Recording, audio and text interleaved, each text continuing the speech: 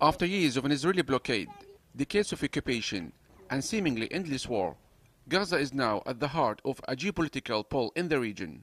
Powerhouse countries like Turkey and Qatar are using their influence in the region to align Gaza's ruling Hamas government with what some consider a more moderate stance.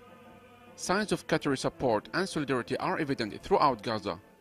Qatar, a country that has seemingly become the good Arab state to the Western world, has played a major role in funneling money to Gaza.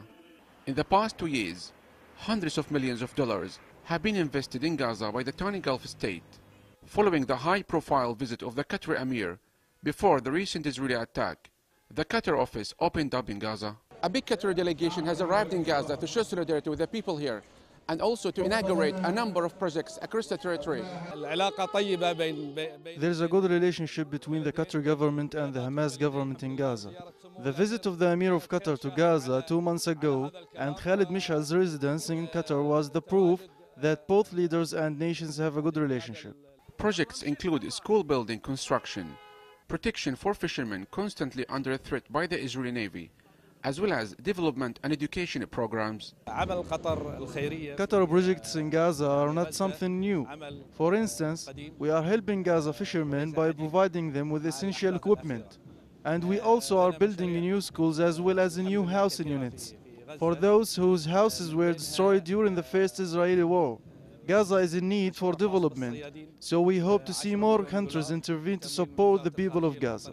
For their part, Hamas officials have welcomed support from Arab and Islamic states, especially Qatar, saying that whatever the goal may be, the intentions to assist fellow Arab Palestinians in need and under prolonged Israeli occupation is welcome. Actually, Qatar was a long time ago been giving priority to help Gaza, and the same way they helped Lebanon after the summer war or aggression on Lebanon. Maybe Qatar jumped first to help, but there are many other Arab countries who promised to help, like Saudi Arabia, United Arab Emirates, and many other countries in the Gulf whom they promised. And we're still waiting for all of them to come to help restructuring, rebuilding Gaza and making people of Gaza to feel that their Arabic strategic depth is stand and backing them all the time.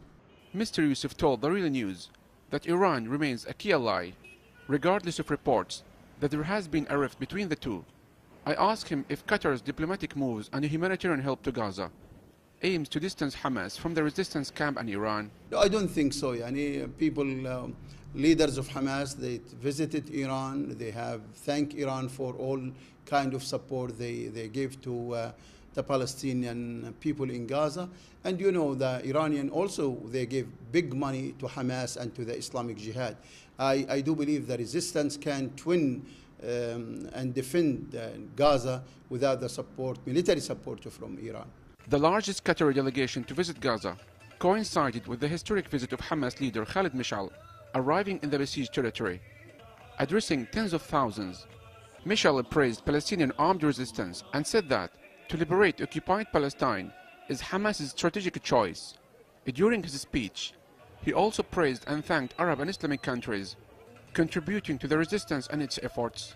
Although Israel, the US and the EU consider Hamas a terrorist organization, but it enjoys support in Gaza and in many parts in the world and feels it is gaining regional political influence after the Arab Springs brought new Islamist governments to power.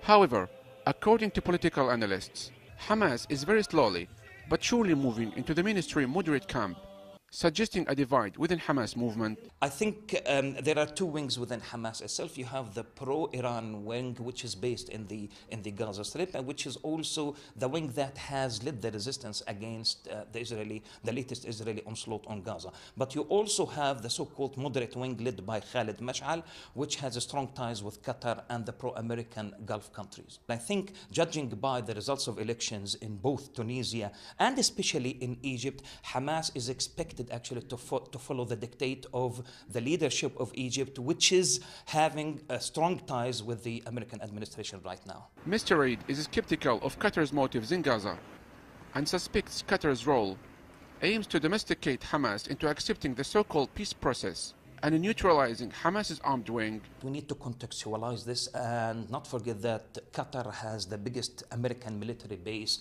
in the Middle East. It was the military base that was used by the Americans to attack both Iraq and Afghanistan and kill millions of civilians in both countries. But we need also to understand that there is an attempt, especially after the Arab Spring, an attempt by the so-called moderate Arab regimes to drag the resistance movements into the American camp.